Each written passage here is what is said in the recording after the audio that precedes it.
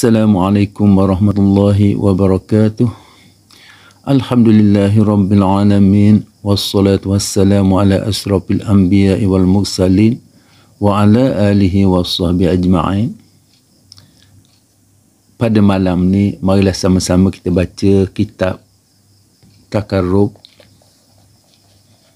Pengarang kitab ni sebenarnya menunjukkan kepada kita jalan, cara untuk dekatkan diri kepada Allah Subhanahu Wa Taala.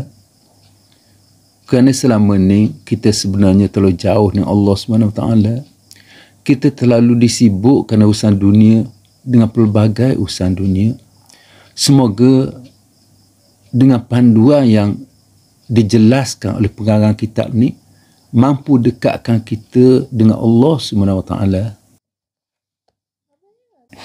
Kita baca bab yang pertama, memelihara lidah. Hendaklah ia memutuskan perkataan dan jiwa dapat menerimanya dengan baik sebelum mulut mencemoohkannya. Berarti sebelum kita nak cakap sesuatu, sebaiknya kita fikir dulu. Ya? Jangan kita nak jawab je. Fikir dulu, masuk-masuk baru kita bercakap. Kalau kita tak faham, lebih baik kita diam. Ya? Adapun seseorang itu haruslah pula memelihara lidahnya dan tidak melupakannya. Lidah tu kena jaga. Jangan tinggal lidah begitu ikut nak bercakap. Kena jaga lidah tu. Jangan kita lupakan lidah kita tadi. Hendaklah ia tidak membicarakan sesuatu yang tiada faedahnya. Misalnya memperkatakan sesuatu yang sebelumnya, yang telah berakhir, yang tidak ada hubungan langsung dengannya dan tiada tujuan tertentu pula. Benda macam ni banyak berlaku atas jalan raya lah. Atas jalan raya, kita tengok kereta buat salah, kita mudah nak bercakap. Padahal tak ada kena-mengena kita pun. Kereta lari laju, litah kita bising, kita bunying. Sepatutnya tak perlu, kita diam je, tak perlu kata apa-apa. Lebih baik kita habiskan masa kita istighfar dan zikir, bertasbih ke, daripada kita sibuk cara orang tepi jalan. Ahli Ma'rifat mengatakan perkataan seperti ini. Perkataan kalamul mayyit, artinya perkataan yang telah mati. Memperkatakannya hanya terjadi pada orang yang lalai dan lemah akalnya. Hanya orang yang bodoh saja mengambil kira perkataan yang tidak perlu diucapkan. Di antara perkataan-perkataan itu ialah mengukur satu kesalahan menjadi dua kesalahan dan memperkatakan berkenaan masa lampau hingga menghabiskan masa kini.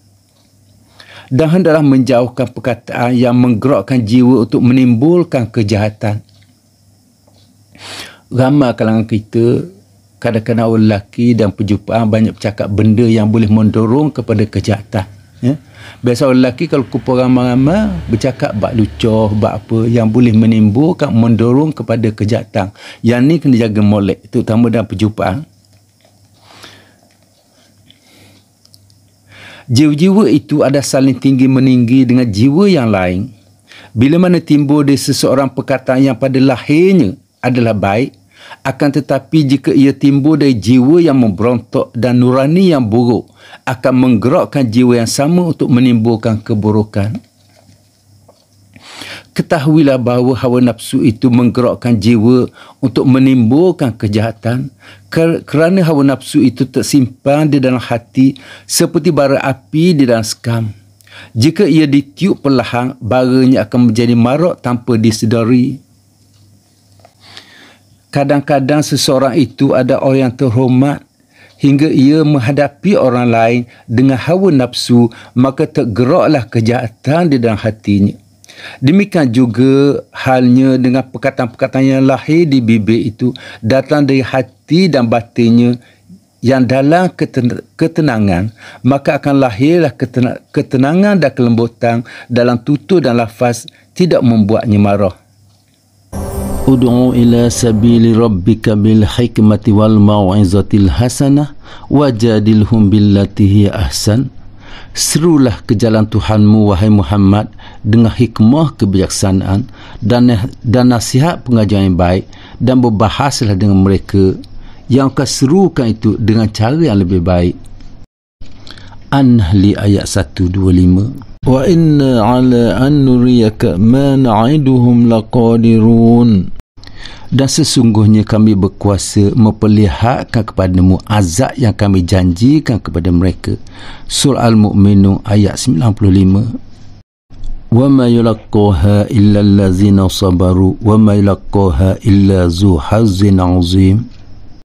Dan sifat yang terpuji ini tidak dapat diterima dan diamalkan melainkan oleh orang-orang yang bersifat sabar, dan tidak juga dapat diterima dan diamalkan melainkan orang-orang yang mempunyai bahagian yang besar dari kebahagiaan dunia dan akhirat.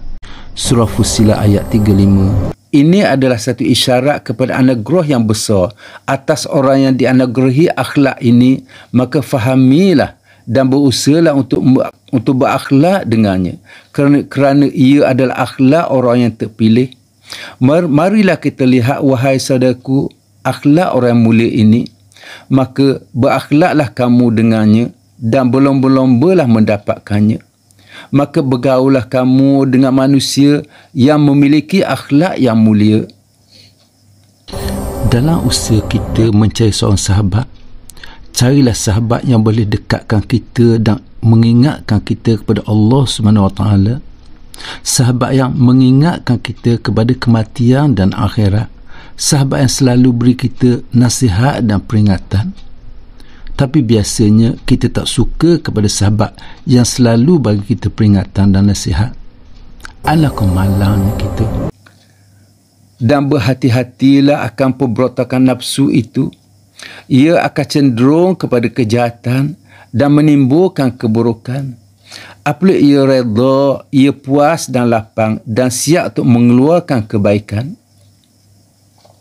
Tinggalkanlah perselisihan dan pertengkaran sedapat yang boleh secara lahir dan batin. Jika tidak mampu dengan zahirmu, maka cubalah hindari dengan batinmu dan berbuat baiklah terhadap kawanmu dengan kebaikan yang banyak. Maka sesungguhnya perselisihan itu adalah punca segala kejahatan, keburukan dan malapetaka.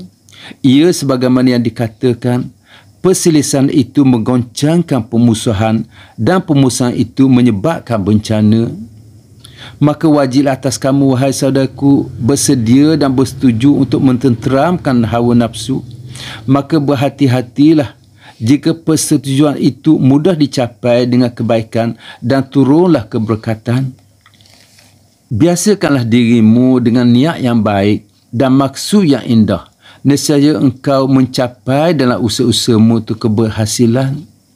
Maka kadang-kala niat itu lebih bermanfaat daripada amalan. Dan perhatikanlah untuk mengelak dari perselisihanmu. Nescaya kamu menuruti dalam bimbinganmu dan perkataanmu.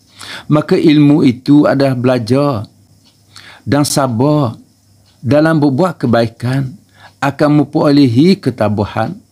Seseorang itu hendaklah menjaga perbicaraannya. Hendaklah ia menjauhi perkataan keji dan janganlah mengucapkannya atau menceritakan perihal orang lain, yakni mengumpat, kerana keaiban yang menimpa orang itu akan pula menimpa diri kita jika mengeluarkan perkataan yang berlebih-lebihan. Berperamai di kalangan kita, termasuk ahli agama, yang kerap kali menggunakan perkataan keji, terutama pada musuh-musuhnya. Kita bimbang jika perkataan keji yang kita gunakan akan kembali kepada kita semula. Demikianlah seseorang harus menjaga lidahnya dalam keadaan dengki dan marah. Oleh kerana sesuatu perkataan itu jika dihadapi dengan jiwa yang terperanjat akan dekatlah dengan kesalahan. Akan tetapi jika ia bersabar sehingga hati tenang, kembali akan hilang segala keburukan. Sekianlah, wabillahi taufiq wal hidayah. Wassalamualaikum warahmatullahi wabarakatuh.